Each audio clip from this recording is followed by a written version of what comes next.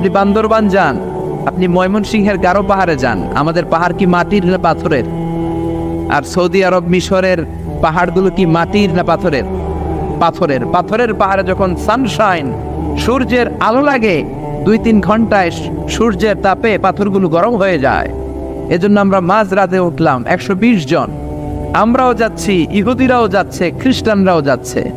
মিশরে যাওয়ার আগে আমি জিউস কমিউনিটি দেখি নাই, ইহুদি দেখি নাই, ওই প্রথম ইহুদি দেখলাম। একসাথে উঠলাম। আমার জীবনে এত কষ্ট আমি এর আগে করি নাই, যে কষ্ট আমার হয়েছিল তুর পাহাড়ে উঠতে। ব্যাকপ্যাক ছিল, ব্যাকপ্যাক, প্রত্যেকের পিঠে একটা করে ব্যাগ, সেখানে ড্রিঙ্কস ছিল, পানি ছিল, টিস্যু ছিল, এগুলো নিয়ে আমরা উঠলাম। উঠতে উঠতে ফজরের সময় হয়ে গেল। দেখলাম সেই জায়গাটা, যেই জায়গায় আল্লাহ নূরের তাজাল্লি দিয়ে ওনার প্রিয় নবী মুসা আলাইহিস সালামকে বেহুশ করে পাহাড়ের উপরে ফ্ল্যাট করে ফেলে দিয়েছিলেন। চিল্লায় পড়েন আল্লাহু আকবার। ফজরের সময় আমরা মসজিদে ঢুকলাম।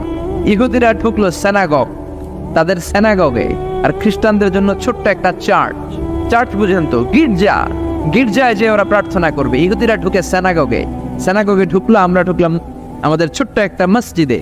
আমরা ফজরের সালাত আদায় করলাম। দেখলাম সিলসিলাতুল জিবাল, তুরের সাইনার মাউন্টেন রেঞ্জ, যেটা এখান থেকে প্যালেস্টাইনে ঢুকে গিয়েছে, সৌদি আরবে, সিরিয়াতে ঢুকে গিয়েছে। পুরো পাহাড়টা আল্লাহর নূরের তাজাল্লির কারণে লালো, খয়েরি আর কালো আকার ধারণ করেছে। চিল্লায় পড়েন আল্লাহু আকবার। এজন্য আল্লাহ বললেন, ফালাম্মা তাজাল্লা রাব্বুহু জাআলাহু দাক্কা ওয়া খাররা মূসা সাইকা। রব্বুল আলামিন বললেন, মুসা, শেষবারের মতো বলছি, এখনো সময় আছে। তুমি যদি বলো খেলা বন্ধ করে দিব, আর যদি বলো তাহলে চালিয়ে নিব। মুসা বলে চলবে। কি বলে? আল্লাহ খেলা চালানে। নূরের ফোকাস দিলেন, মুসা আলাইহিস সালামের গায়ের উপরে দেয় না, দিছে তুর পাহাড়ে। কোথায়?